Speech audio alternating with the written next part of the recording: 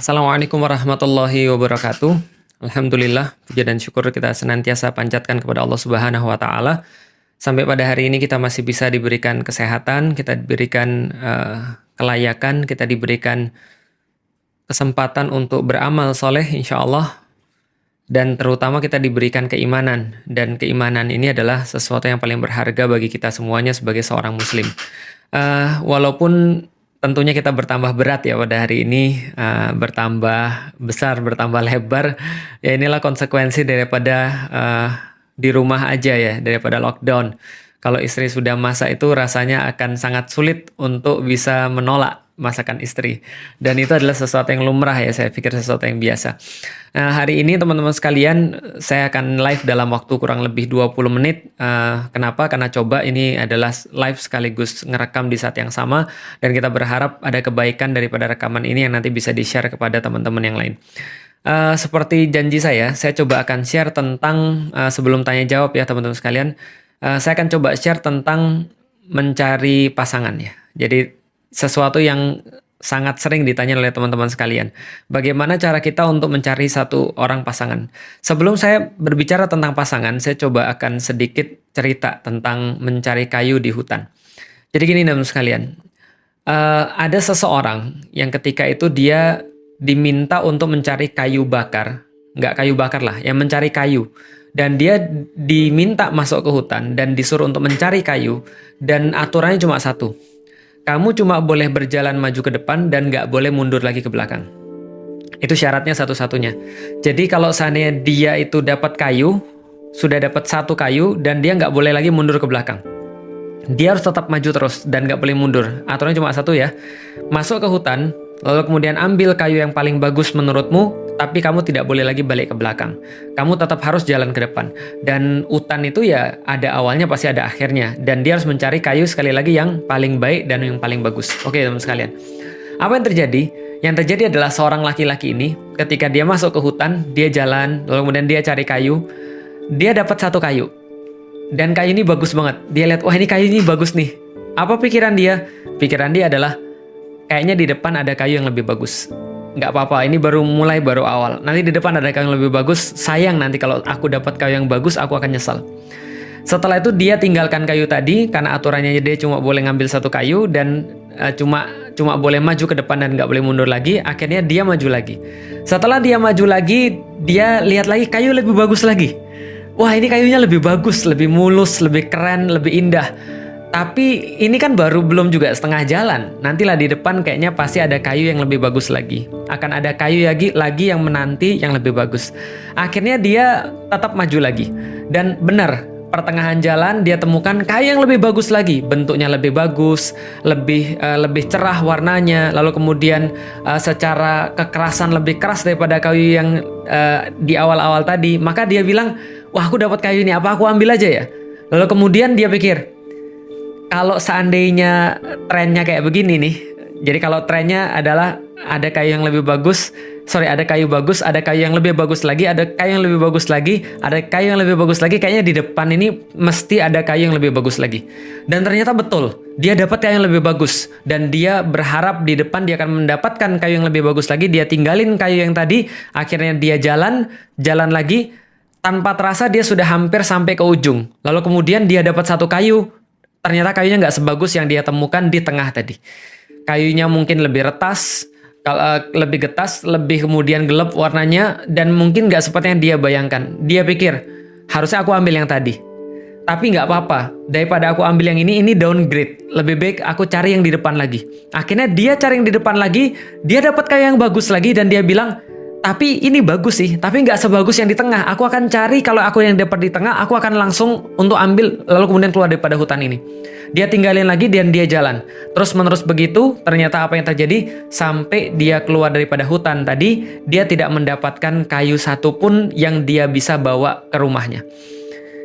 Ini kayak apa sih? Ini kayak orang yang ketika dia mau nikah, tapi dia nggak ngerti kenapa dia mau nikah. Ini yang saya maksud dengan orang-orang yang nggak ngerti tujuan dia nikah itu apa. Karena itulah dia bingung, karena itulah dia mungkin berada dalam satu dalam satu keadaan di mana dia ini iya nggak ya? Aku harus nggak nih? Ini terima nggak ya? Ini ditolak atau nggak nih? Atau seperti apa nih? Ini yang saya bilang orang yang kayak ibarat nyari kayu dan dia terus-menerus berpikir nanti di depan ada yang lebih baik. Nanti di depan ada yang lebih baik. Nanti di depan dia pikir di belakang coba aku ambil. Hidupnya akan penuh dengan penyesalan dan hidupnya akan penuh dengan harapan-harapan yang nggak pasti. Karena manusia itu senantiasa berada di antara dua, antara harapan dan antara penyesalan. Nah, bagaimana supaya kita ini tetap punya harapan? Dan harapan kita tuh tidak panjang angan-angan, tidak masuk ke sana. Dan bagaimana caranya agar kita tuh tidak menyesal? Nah, ini ceritanya. Yang menjadi kritik saya pada orang-orang yang mereka itu senantiasa bingung dalam proses pernikahan, senantiasa mungkin galau dalam proses pernikahan adalah kita tuh coba jelasin dulu kenapa kita mau nikah. Kenapa kita mau melanjutkan ke jenjang pernikahan. Akan sangat sulit kalau seandainya bayangan kita tentang pernikahan itu adalah bukan sesuatu yang benar, bukan sesuatu yang tepat, bukan sesuatu yang memang berlandaskan dengan syariat. Ini akan menjadi sangat sulit sekali. Tapi apabila kita sudah tahu kenapa kita menikah, atas dasar apa kita menikah, dan apa yang mau kita lakukan setelah nikah, maka semuanya akan semakin mudah. Apa maksud saya di situ? Kejadian kayak orang yang nyari kayu di hutan tadi nggak akan pernah terjadi kalau Anda benar-benar paham tentang kenapa Anda nikah dan untuk apa nikah itu. Jadi membayangkan nikah itu untuk apa. Dengan itu semuanya, maka teman-teman akan sudah punya yang namanya karakteristik yang diperlukan. Contoh misalnya, saya secara pribadi misalnya, saya pernah bilang sama Ummu Alila, kalau seandainya saya nyari kamu, saya nikahin kamu, mungkin gara-gara fisik. Mungkin sekarang saya akan menyesal. Kenapa? Akan banyak fisik yang lebih baik daripada istri kita. Kenapa bisa begitu? Ya rumput tetangga senantiasa lebih hijau. Karena yang namanya cantik itu kan bukan hanya berdasarkan fisik, tapi berdasarkan perasaan, berdasarkan penasaran dan seterusnya. Akan ada yang lebih baik, akan ada yang lebih bagus.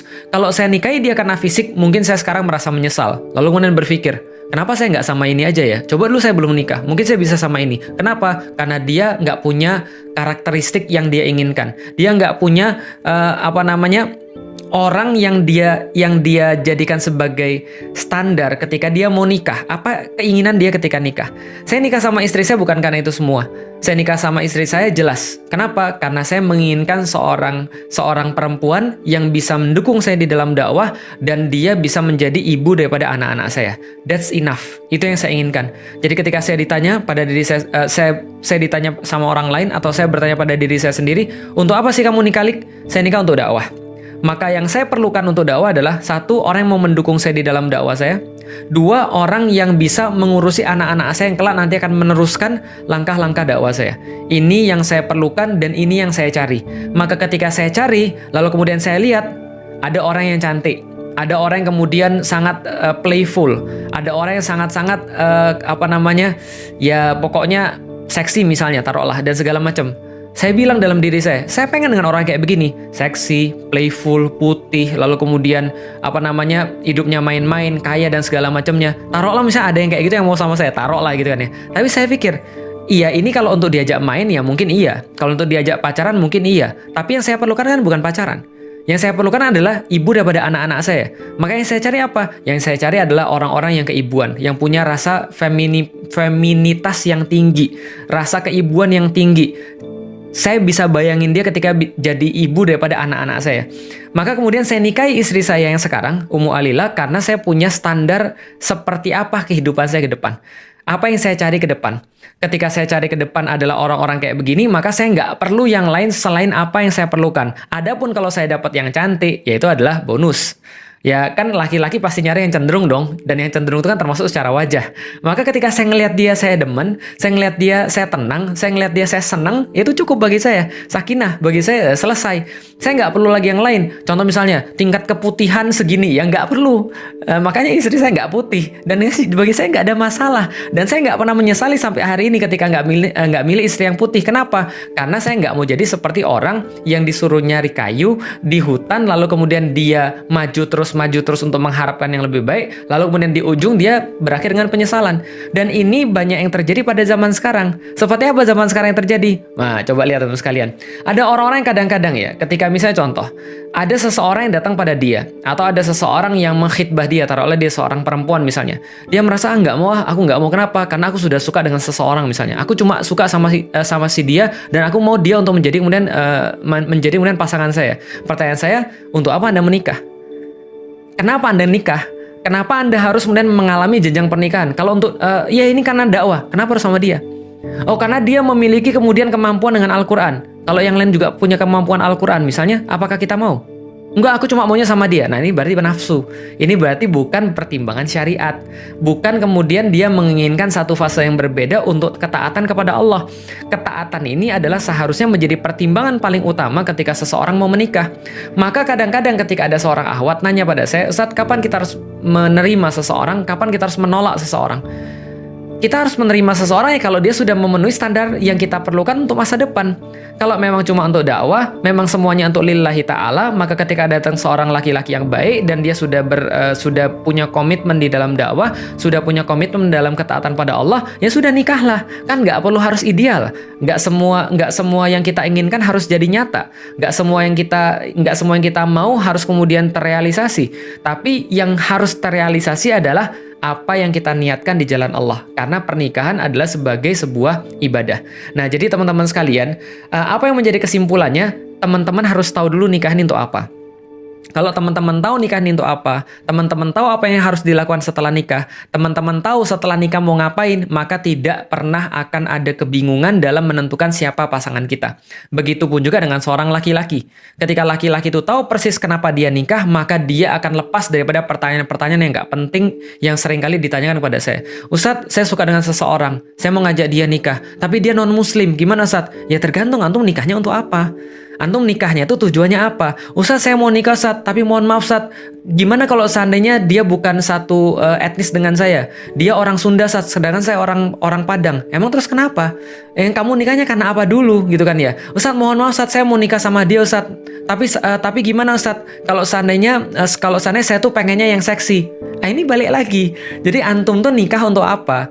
Kalau orang nikah itu untuk Allah, maka pertimbangannya akan disesuaikan dengan itu. Kalau saya pengen pergi ke Turki, maka saya cari tiket ke Turki.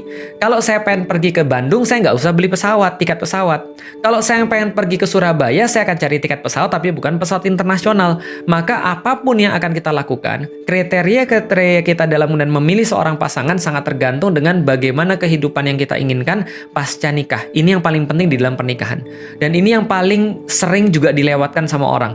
Tanpa kita sadari, walaupun seolah-olah kita merasa kita sudah ngaji, kita merasa kita sudah punya pandangan Islami, kita merasa kita sudah orang dakwah, tapi kadang-kadang apapun yang kita putuskan itu ternyata tidak berdasarkan apa yang dakwah perlukan, tapi berdasarkan mungkin hawa nafsu kita.